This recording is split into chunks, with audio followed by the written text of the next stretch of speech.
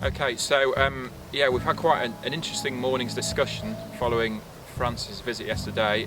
The continuing search for the edge of the platform is hopefully reaching some sort of resolution. There's been a lot of sort of confusion about exactly where the platform ends, and we think it's somewhere through here. We don't quite know why. Now, of course, that's why we're doing the coring survey, to try and locate the wood in the core, and that would help us find the edge of the platform. We're going to put another auger hole in, just to sort of confirm what the auger survey is telling us. So they'll also give us a bit of data when we put the test pit in. We'll have 2 auger holes actually in the test pit.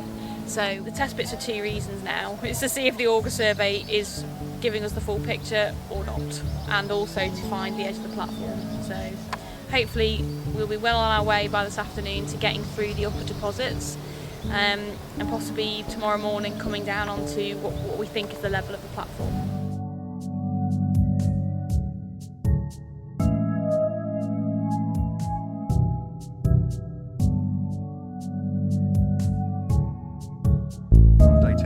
This is trench 1, and the last couple of days we've had a bit of rain. A little bit of rain is quite nice because it soaks through into the natural geology, into the archaeological features, and it brings out the colours so we can see the extent of the features more clearly.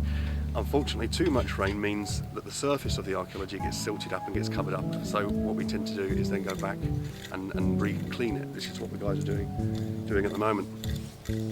Of course, it's quite good for the timber posts because it keeps them nice and moist.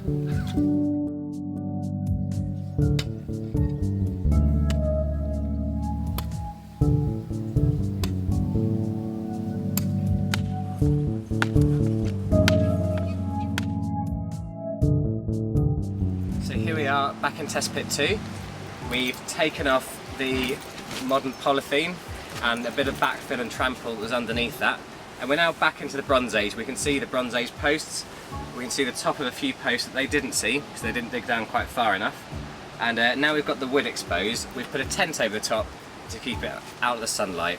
When direct sunlight gets on the waterlogged wood, it rapidly cracks, dries out and falls to pieces. So by putting the tent up, we can keep it out of direct sunlight and keep it safer for a bit longer while we're digging it up. I was hoping that after his last experience with rolling in sheep poo that he might have learned his lesson, but I can clearly see that this is going to be a journey of discovery for him. That every time he rolls in it, we're going to have to go through this, time and time again, and hopefully soon he'll stop. Jamie started excavating the ditch. This is this ditch that seems to be running alongside the causeway. I found it in an earlier trench in 2003, which is where the spoil heap is, and then an even earlier trench in 1999 that was dug by Time Team. So we're just trying to get a profile here, but the main question that we were trying to answer by digging this slot here was, what did it look like, what was its profile, what it was filled with, whether the sides were sharp, how it silted up, were they slumped in. So that's what we're pretty much doing here. We're just defining it, we're taking out this little slot, but more importantly, we were trying to find out whether this was earlier than this buried land surface, or whether it was later than it. Cheers. So here we are at the end of the day.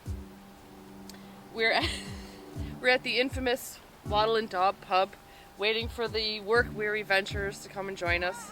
As you can see, the core team is chillaxing, maxing. Anyway, it's been a tremendous day. We've had lots of new ventures. We're expecting our DVIP speaker this evening, who is Andrew Selkirk, the editor-in-chief of Current Archaeology magazine and my former boss. So he's giving a talk on the secrets of archaeology, and when I asked him what it's about, he said, it's a secret. So really anything could happen. And tune in tomorrow, and we may have some mysterious news on the secrets of archaeology.